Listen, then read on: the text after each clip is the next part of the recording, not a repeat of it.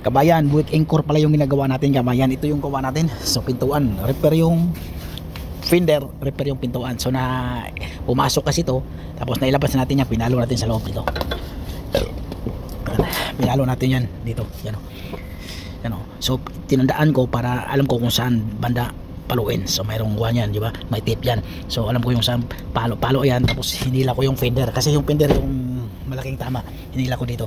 So ito kabayan o. So ang unang technique natin kabayan, para hindi tayo mahirapan, mas maganda yung process, i-repair muna natin to, okay? Tapos pag repair saka na tayo magtanggal ng mga accessories katulad nito. So, pero ito kailan tanggalin natin to kasi para dito na tayo dudukot, hindi tayo gagamit ang machine kasi plat ng to ko, walang kurba to siya kabayan, linya lang to siya dito. Ilabas natin tong gitna kasi pumasok yan, tapos tanggalin na natin to para wala namang tama to dito eh. So hindi tayo problemahin natin yung molding kasi sigurado okay lang naman yan. Mga masilya tayo, kahit putpurin natin masilya dito okay lang kasi linya lang naman yan eh. So walang tama eh. So ito ang gawin natin, tatanggalin natin susunod. So okay na, so tatanggalin natin to, tapos sundutin natin sa loob, tapos pahit tayo masilya agad para mas maganda yung trabaho. Pero ito tanggalin muna natin to, saka natin magtanggal ito, tanggalin natin to, pati to, saka natin magtanggal ng accessories pag pahira natin ng masilya, pero unang pahid ng masilya. Ganun na technique kabayan. Okay, maraming salamat kabayan, huwag kalimutan mag-follow kabayan.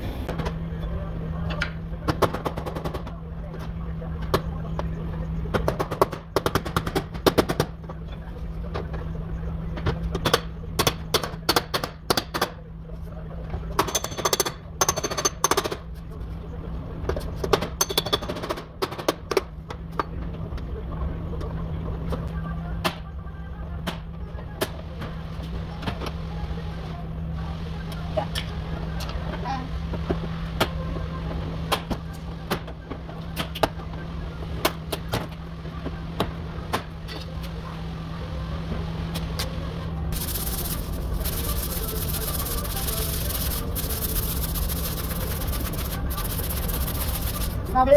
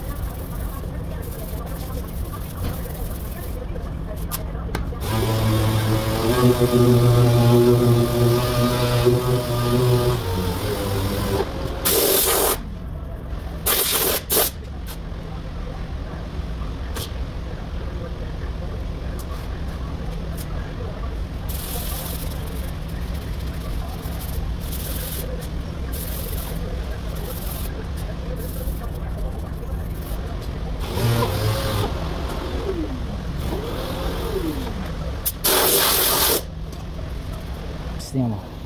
So yung linya, importante yung body line. Hindi naman to itim. Kadalasan yung mga dugtungan yan, mayroon yan. Pero yan, okay yan. Tingnan mo yung linya, oh, di ba? Sa baba yan, diretso yan. Okay. So ganito lang kasimple kabayan, oh. Tingnan mo, okay. Yung alignment natin dito, okay, yung body line, okay, di ba? So tapos na. So primer na siya diyan. Ito kabayan, ito yung ginagawa natin na buick kabayan. So sasabihin ko sa inyo kung ilang oras.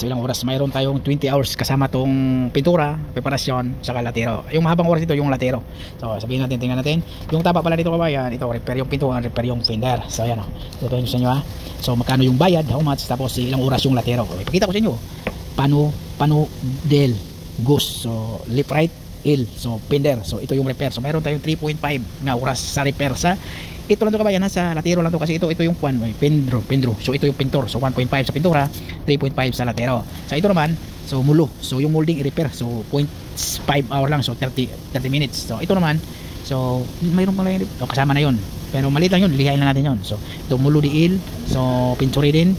Tapos ito, mulo di il. Okay, i-repair natin yun. Tapos ito, yung pintuan, kwasong deport. So ito yung pintuan, aban repari. So mayroon tayong isang oras, tapos mayroon din ito, parehas lang to siya kabayan ha. So 3 hours yun, 4 hours na siya, 4 hours plus yung repair ha, sa pintura, 4 hours plus 3.5 di 4.30 hours plus mayroon tayong 3.5, so 4, 7 pila to, 4 plus 3, 4, 7, 8, mayroon tayong 8 hours sa trabaho nito, sa latiro lang. So walang hindi kasama yung preparasyon sa pintura, mayroon tayong 8 hours.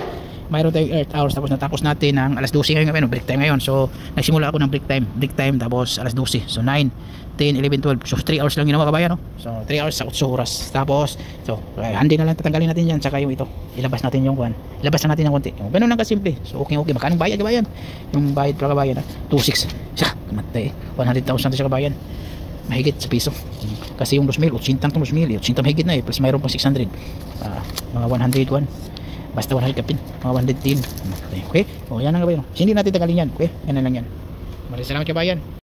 So kabayan, tingnan mo kabayan, okay yung pag-repair natin, diba? So walang touch siya, diba? So wala na problema, sarado na yan, tingnan mo.